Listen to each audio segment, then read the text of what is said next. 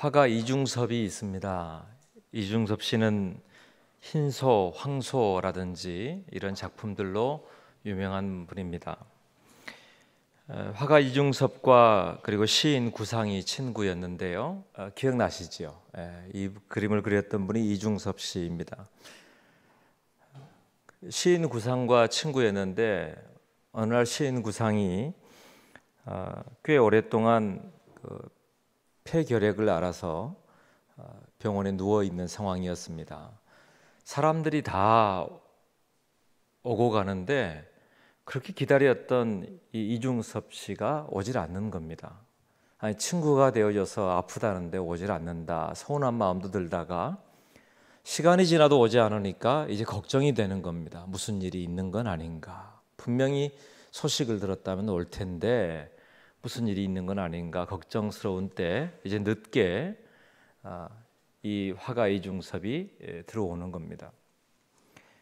그리고는 정말 미안한 마음에 내가 그냥 올 수 없어서 자네에게 복숭아를 하나 가지고 왔다고 그림 하나를 내미는 겁니다. 그것이 이중섭 씨가 그린 천도복숭아라고 하는 작품이랍니다. 주면서 하는 말이, 내가 복숭아를 사올 돈이 없어서, 그리고 천도복숭아를 먹으면 무병장수한다는 옛 어르신들의 이야기가 있어서 이것을 그려왔다. 시인 구상도 잘 압니다. 이 친구가 얼마나 가난하게 사는지. 그래서 복숭아 하나 사올 수 없었던 그가 얼마나 애써서 이 그림을 그려왔는지를 알게 된 겁니다. 눈물로 이 선물을 받았다고 합니다. 그리고 시인 구상의 서재에는 그가 죽는 날까지 이 복숭아 그림이 계속 걸려 있었다는 일화가 있습니다. 사람의 마음을 움직이는 선물이라고 하는 것은 사람들이 다 기뻐하고 좋아하죠. 그런데 사람들이 왜 선물을 기뻐하는가 하면 단순하게 공짜가 무엇인가 얻게 되었다, 이것 때문만은 아닐 겁니다. 선물을 보면 그때의 상황들이 떠오르고 그 사람이 떠오르고 또 그때의 일이 떠오르고 추억이 떠오르기 때문에 이 선물이라고 하는 것은 특별한 의미가 부여되고, 그래서 의미가 부여된 그 선물을 기뻐하면서 받는 것이 사람의 일일 것입니다. 사랑하는 여러분, 여러분 안에 어떤 기억이 되는 선물이 있으십니까? 여러분, 선물이 여러분 안에 있다면 기쁨으로 다시 회상하고 기뻐하면서 받게 되기를 축복합니다. 그리고 여러분도 누군가에게 좋은 선물을 나눌 수 있는 사람이 되었으면 좋겠습니다. 오늘 본문은 바로 그 선물에 대한 이야기를 우리에게 가르쳐 줍니다. 저는 제목을 받은 선물 그리고 전할 선물이라는 제목을 붙였는데요.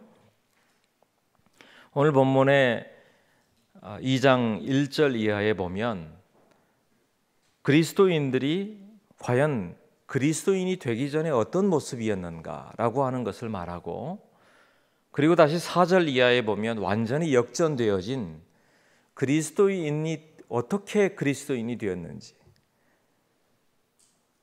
내가 도저히 그리스도인이 될 수 없었던 우리의 모습이 있었는데도 불구하고 어떻게 다시 변화되었는지에 대한 그 모습을 대조적으로 보여주는 글이 바로 이 에베소서 2장 1절에서 10절에 나와 있는 이야기입니다.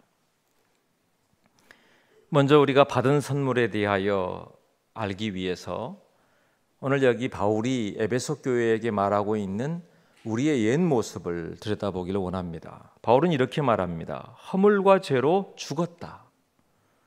우리라고 하는 사람은 허물과 죄로 죽은 사람이다, 그렇게 표현을 시작해요.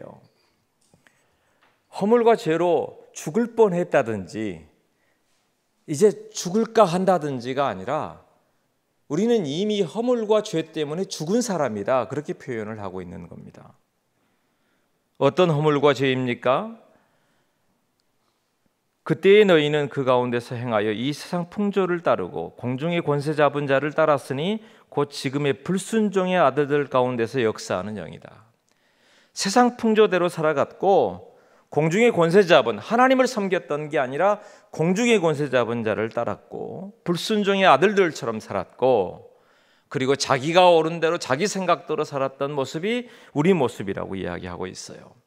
그리고 3절에 보면 우리를 가리켜서 본질상 진노의 자녀라 이런 표현을 사용합니다. 우리의 본질, 본래 우리 모습이 진노의 자녀다. 하나님의 은혜의 자녀가 아니라 하나님의 허락하시는 그 소망의 자녀가 아니라 본질상 진노의 자녀의 모습이 우리의 모습이다라고 표현했어요. 그러니까 우리가 하나님 앞에서 티끌 하나의 모습조차도 옳은 게 없고 살 수 있는 방법도 없고 그래서 바울은 말하기를 우리는 죽었다라고 표현하고 있는 겁니다. 우리는 이미 끝났다.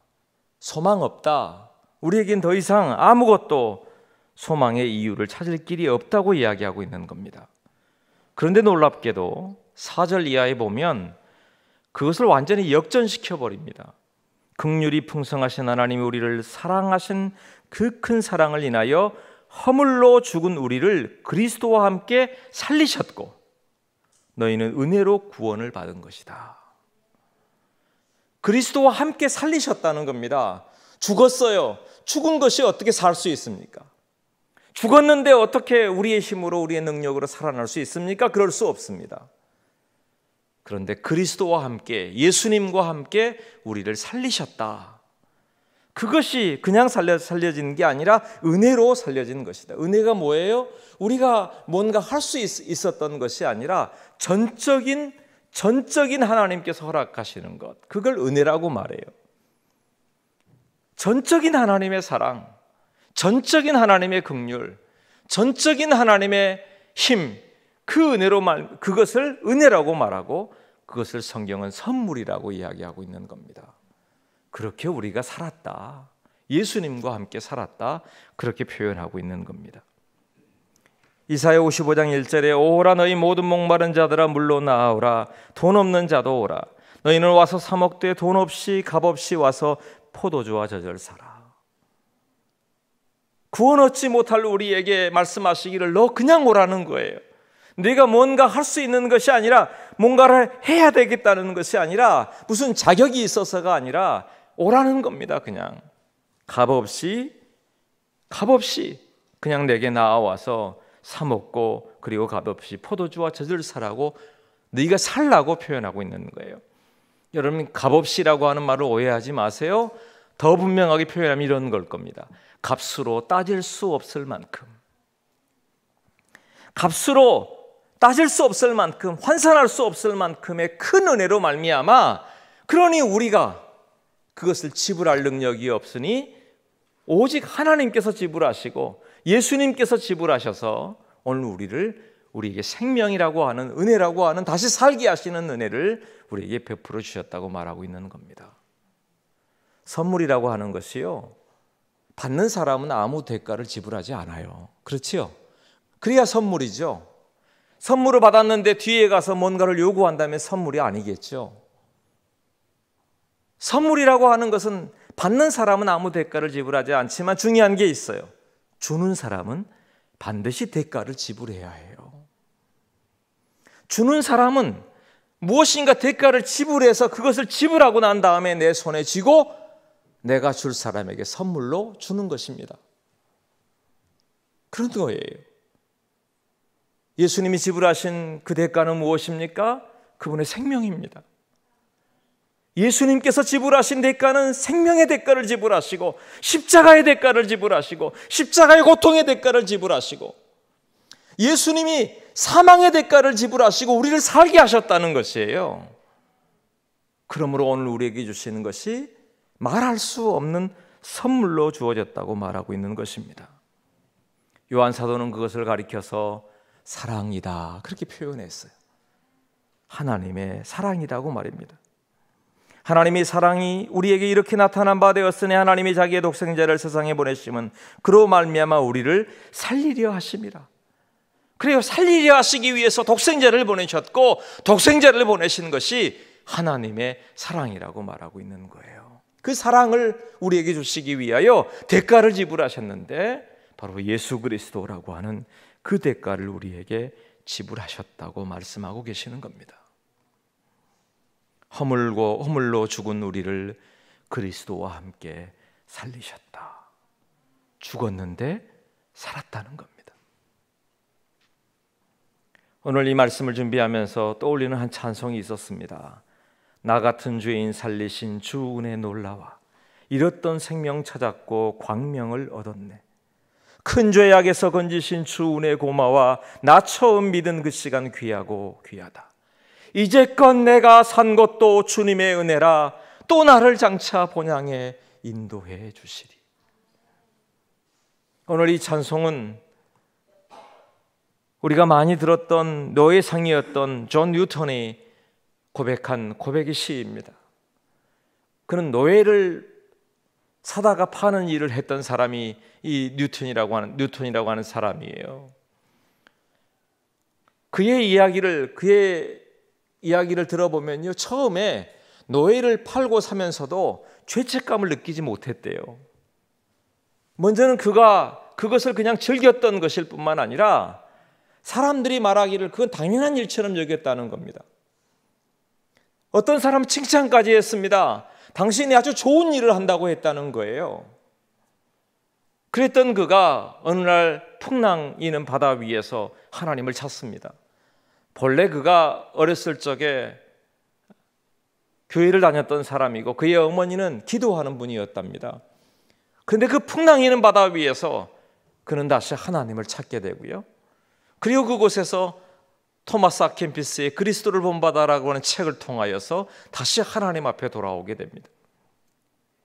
그 후로도 어느 때까지 계속 이 노예상의 일을 했지만 하나님께서 철저하게 그를 다시 회개시키심으로 하나님 앞에 돌아오게 하였고, 그 이후에는 그가 이 노예를 팔고 사는 일이 얼마나 악독한 일인지를 깨닫게 되고 회개하게 되었어요. 그리고 평생을 이제 주의 말씀을 증거하는 목회자로 살게 됩니다. 일화에 의하면 그는 설교의 단상에 오를 때마다 노예가 입었던 노예의 옷을 입었답니다. 왜냐하면 나는 죄의 노예였습니다. 사망의 노예였습니다. 나는 돈의 노예였습니다. 그랬던 내가 예수님을 통하여 내가 자유함을 얻게 되었습니다. 하나님의 나라를 얻게 되었습니다 라고 하는 소망의 이야기를 늘 했다는 거예요. 그래서 오늘 여러분 305장의 나 같은 죄인 살리신 주 은혜 놀라와 이 찬송의 고백이 바로 우리가 읽었던 에베소서 2장 5절에 허물로 죽은 우리를 그리스도와 함께 살리셨고, 이 말씀에서 시작한 거예요. 허물로 죽어야 될 내가 그리스도 때문에 살았다는 겁니다. 그것뿐입니까? 긍휼이 풍성하신 하나님이 우리를 사랑하신 그 큰 사랑을 인하여 허물로 죽은 우리를 그리스도와 함께 살리셨고, 너희는 은혜로 구원을 받은 것이라. 또 함께 일으키사 그리스도 예수 안에서 함께 하늘에 앉히셨다고도 고백합니다. 우리에게 베푸신 은혜가 얼마나 놀라운지, 그냥 구원해 주신 게 아니라 그냥 용서해 주신 것만이 아니라 하나님의 나라에 앉을 만한 은혜를 우리에게 베풀어 주셨다. 다시 볼까요? 우리가 읽었던 8절의 말씀에 너희는 그 은혜에 의하여 믿음으로 말미암아 구원을 받았으니 이것은 너희에게서 난 것이 아니요 하나님의 선물이라. 하나님의 선물이랍니다. 우리에게서 난 것이 아니랍니다. 9절의 말씀에 보면 우리의 행위에서 난 것이 아니랍니다. 그래서 자랑할 것이 없답니다. 여기 행위에서 났다는 말은 우리가 윤리적으로 우리가 무엇인가를 해서 구원을 얻은 게 아니라는 의미예요. 착하게 살았다, 내가 다른 사람에 피해 주지 않고 살았다. 하나님은 우리의 영혼과 우리의 마음을, 우리의 삶을 꿰뚫어 보시는 하나님 앞에서 밤이나 낮이나 우리가 죄 아래에 있지 않았다고 장담할 사람이 있나요? 우리 일생토록 죄 없이 살았다고 말할 수 있나요? 우리의 윤리로, 우리의 생각으로, 우리의 삶으로, 우리의 행위로 구원 얻을 수 있는 자격 때문에 주신 게 아니라는 거예요. 다시 말씀드립니다. 하나님의 선물이라. 하나님의 선물이랍니다. 그것을 우리가 받은 사람이다, 그렇게 말하고 있는 거예요. 우리는 그 은혜를 받은 사람이다. 로마서 3장 23절에 모든 사람이 죄를 범하였음에 하나님의 영광에 이르지 못하더니 그리스도 예수 안에 있는 속량으로 말미암아 하나님의 은혜로 값없이 의롭다 하심을 얻은 자 되었느니라. 여러분, 이 말씀을 읽을 때마다 값없이라고 하는 말을 읽을 때마다 다시 들어야 돼요. 값으로 지불할 수 없을 만큼의 은혜를 베푸셨다. 우리가 값을 치를 수 없었기에 주님이 대신 지불하심으로 내가 살았다. 그렇게 여러분 이 말씀을 다시 읽어야 되는 거예요. 내가 감당할 수 없어서 이미 우리가 모든 사람이 죄를 범하였으므로 하나님의 영광에 이르지 못했고, 오늘 바울이 고백한 것처럼 허물로 죽은 우리, 이미 우리는 죽었다는 거예요. 이미 우리는 살 수 없다는 거예요. 허물과 죄로 죽었던 너희를 살리셨다. 그걸 분명히 고백할 수 있어야 오늘 우리에게 허락하신 선물이 무엇인지를 분명히 알게 되는 거예요. 선물을 받고서도요, 사람들 속에 그냥 무작정 거절하는 이들이 있습니다. 그럼 주는 분이 선물을 주는데도 어떤 마음이겠어요? 이거 받아야 살 텐데, 그런데 그것을 받지 않으려고 한다고 생각해 보세요. 어떤 마음이겠어요? 한국의 초대교회에 선교사님이 들어와서 선교사님들이 제일 먼저 했던 일 중에 하나가 병원을 짓는 일 아니었습니까? 그들에게 약을 나눠주는데 사람들 속에 소문이 들어왔어요. 그 약을 먹으면 죽는다고 말입니다. 아니었어요. 그 약을 먹어야 살았는데 사람들은 그걸 거절했답니다. 생각해 보세요. 그 약을 거절하는 그것을 볼 때 이 선교사님들의 마음은 어땠을까요?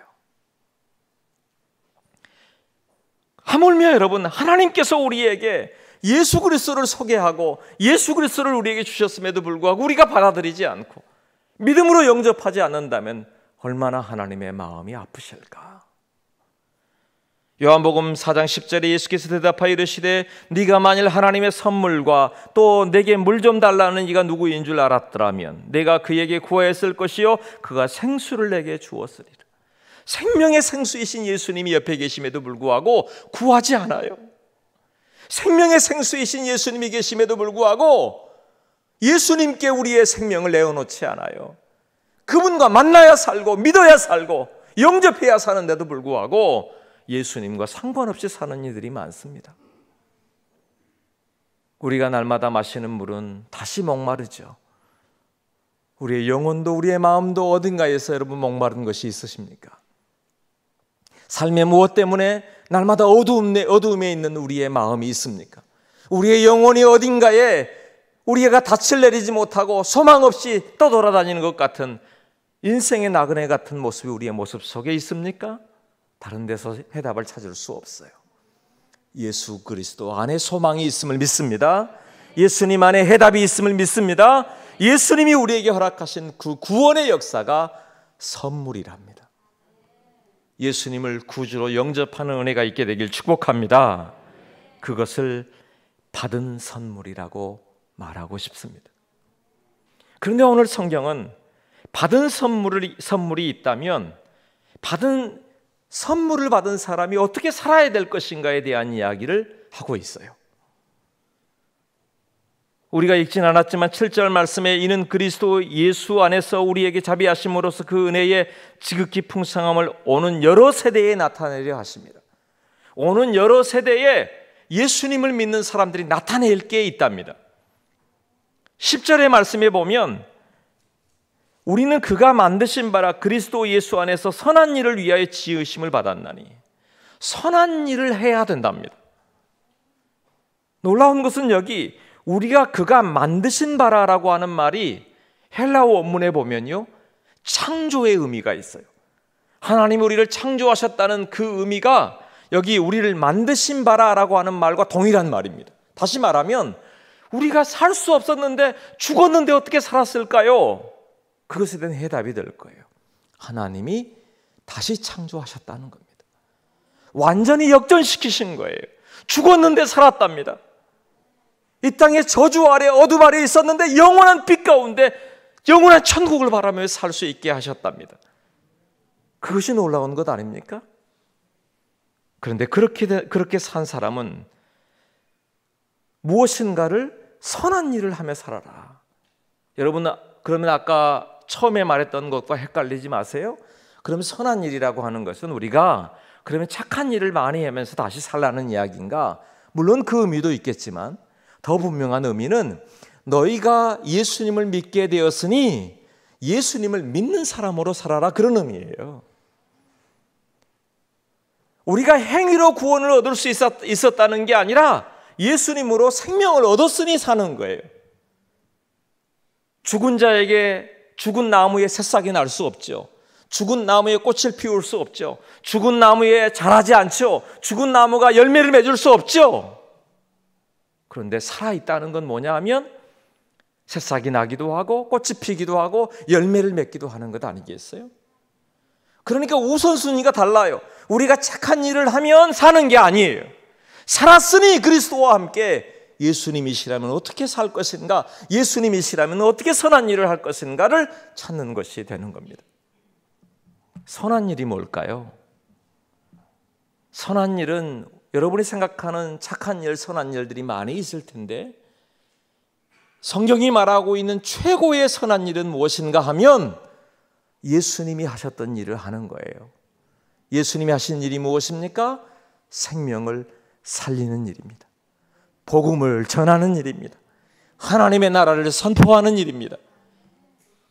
이것을 복음이라고 말해요. 그래서 오늘 우리에게 주시는 게 뭐냐? 네가 복음을 받았느냐? 선물을 받았느냐? 그러면 너는 그 선물을 전달해 주라고 우리에게 사명을 주시는 겁니다. 선한 일 중에 제일 우선순위가 무엇인가 하면 복음의 전달자가 되는 거예요. 복음의 전달자.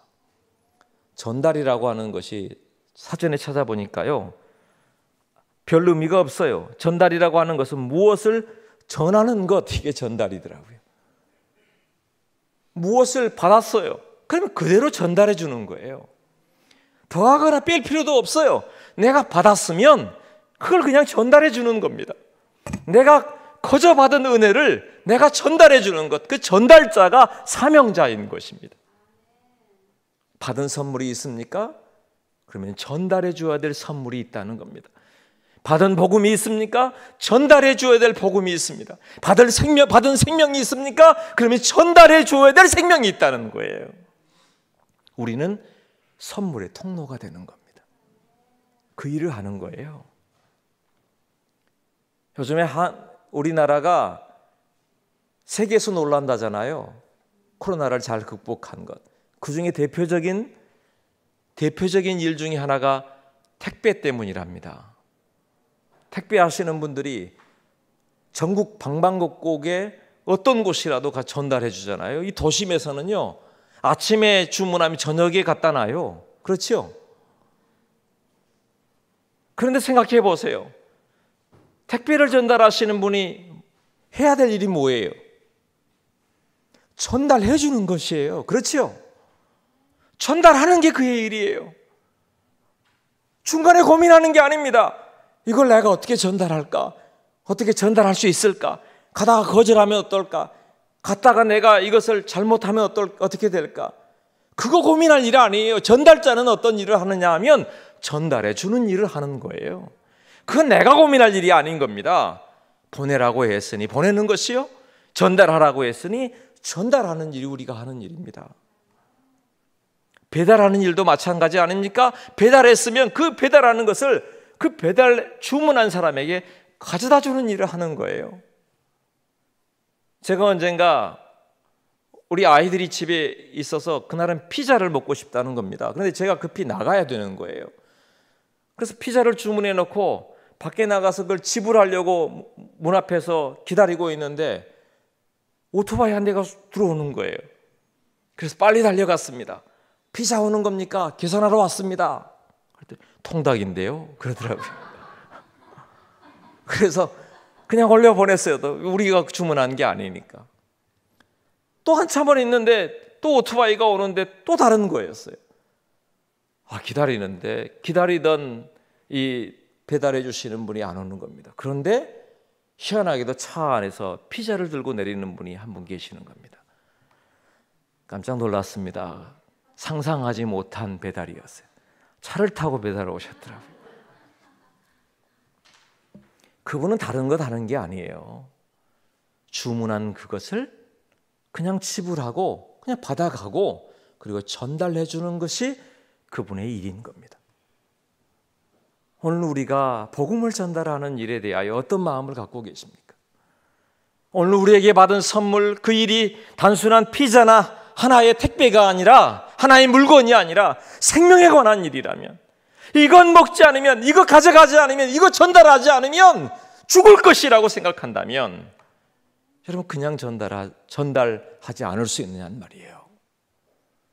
늘 말씀드리지만 우리가 땅끝까지 달려가 복음을 전하겠다고 했던 것이 한국교회였습니다. 그런데 이제 그러지 못한다면 다시 예루살렘, 어디입니까? 다시 사랑하는 내 가족, 아니면 내 친구, 내 사랑하는 사람 중에 아직도 예수님을 영접하지 못하고 이 은혜의 선물, 생명의 선물을 받지 못한 사람이 있다면 전해주어야 되는 것 아니겠어요? 전해주는 자가 없이 그가 받을 수 있겠어요? 오늘 그 영혼이 다시 받아야 된다면, 그 영혼이 다시 살아야 된다면 반드시 전달해 주는 사람이 있어야 된다는 겁니다. 그 영혼이 다시 한번 일어서게 된다면, 새롭게 그의 인생이 하나님 앞에 있으려면 전달해 주는 사람이 있어야 되는 거예요. 출애굽기에 15장에 보면 모세가 홍해를 가르고, 모세를 통하여 홍해를 가르고 그것이 그들이 지나온 이후에 찬송을 부른 이후에 사흘길이 못 돼서 원망이 시작되죠. 왜 그랬어요? 물이 없어서입니다. 그리고 물을 발견했습니다. 그런데 물을 발견했는데 쓴 물입니다. 다 원망하고 불평합니다. 모세를 돌로 치려고도 합니다. 그때에 오직 한 사람, 모세가 하나님께 부르짖고 그는 하나님의 말씀을 듣습니다. 한 나무 가지를 가리키시면서 그것을 그 물에 던지라고 하셨습니다. 하나님은 그 물을 쓰기도 하시고 달기도 하실 수 있는 분임을 믿습니다. 그런데 중요한 게 있어요. 그냥 달게 하시는 게 아니에요. 모세의 그 손길이 필요하신 거예요.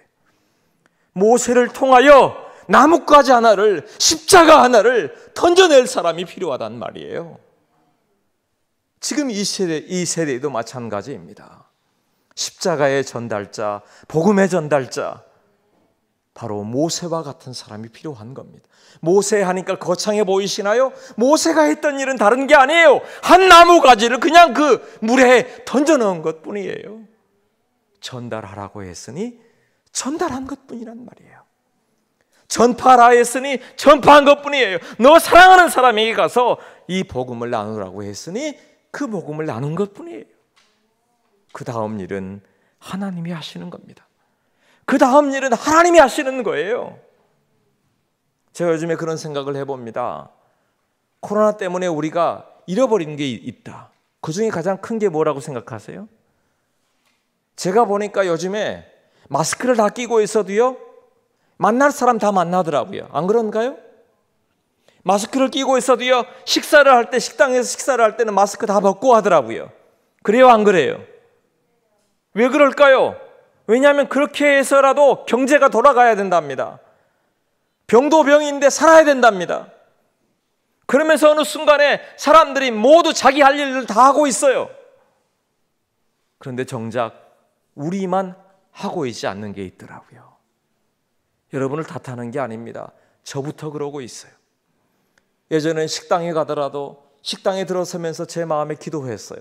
하나님, 오늘 이 식당에 서빙하는 분들이나 또 누구와 마주치거나 누구와 만날 때에 저를 통해서 예수님을 이야기할 그 사람이 있습니까? 라고 물었어요.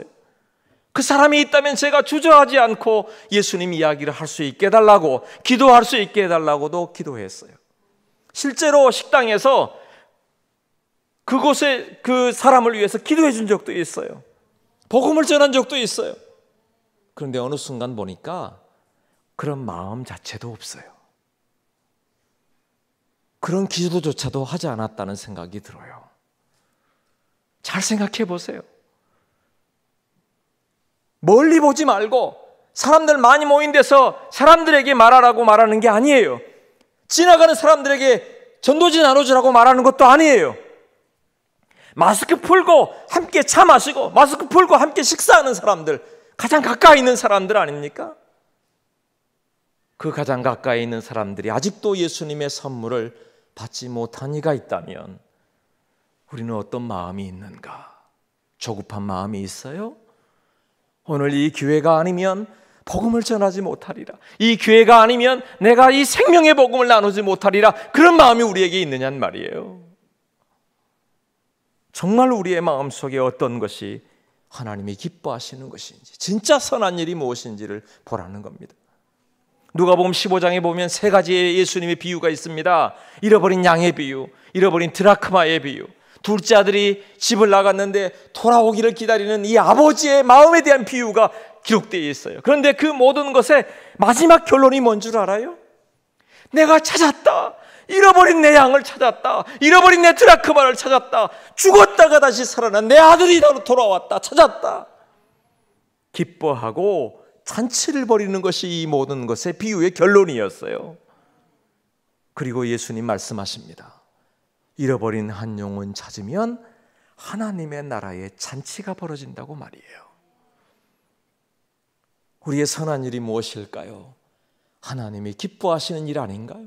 하나님이 기뻐하시는 일이 무엇인가요? 여기 잃어버린 자를 찾는 것 아니겠는가? 이사야 40장 9절에 아름다운 소식을 시온에 전하는 자여, 너는 높은 산에 오르라. 아름다운 소식을 예루살렘에 전하는 자여, 너는 힘써 소리를 높이라. 두려워하지 말고 소리를 높여 유다의 성읍들에게 이르기를 너희의 하나님을 보라 하라. 놀라운 것은 이 이야기의 배경을 보세요.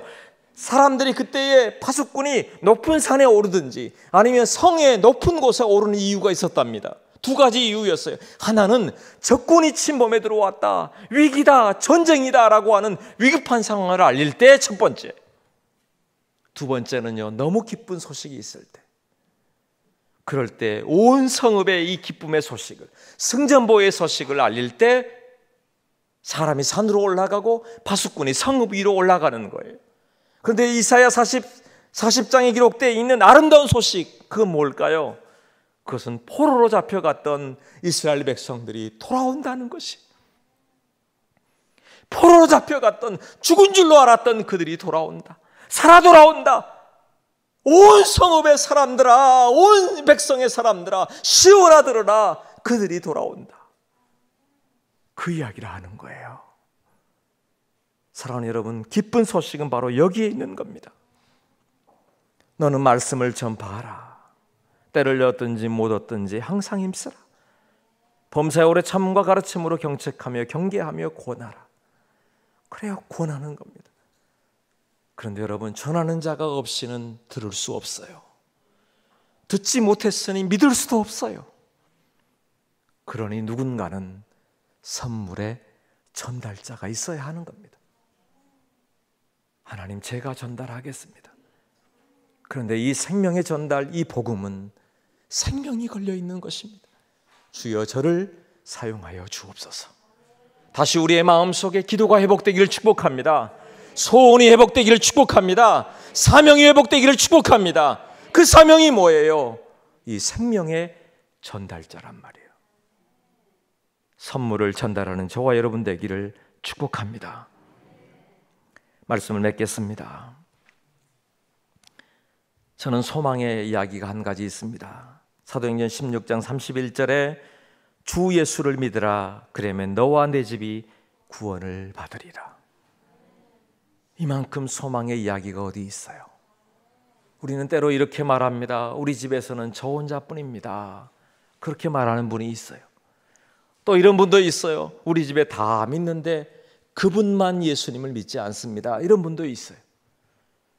그때 우리의 마음속에 여러분 품고 기도해야 될 일이 있습니다. 주님, 제가 시작입니다. 그런데 주님, 우리 집이 구원을 받으리라고 하시지 않았습니까? 하나님, 오늘 저를 구원하셨듯이, 저에게 생명의 선물을 주셨듯이 사랑하는 그분에게, 사랑하는 그 영혼에게 생명이 선물로 흘러가게 하옵소서. 그리고 제가 그 전달자가 되게 하여 주옵소서. 그렇습니다. 이 말씀의 전달자로, 소망의 전달자로 선물을, 그리스도의 선물을, 생명의 선물을 전하는 저와 여러분 되기를 축복합니다. 반드시 살게 하실 줄로 믿습니다. 기도하겠습니다.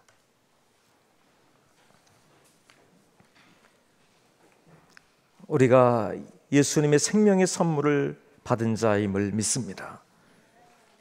이 생명의 선물을 또한 전하는 통로가 되게 하여 주시옵소서. 주님, 우리의 연약하고 또 게으르고 부족한 우리의 모습을 아십니다. 우리의 두려워하는 마음도 주님 아십니다. 그러나 우리의 마음에 이 생명의 소원을 다시 품게 하여 주옵소서. 그리고 이 아름다운 소식을 전파하는, 사랑하는 우리 사랑하는 사람들에게 이 복음을 나누는 우리 모두가 되게 하여 주옵소서. 예수님의 이름으로 기도드립니다. 아멘.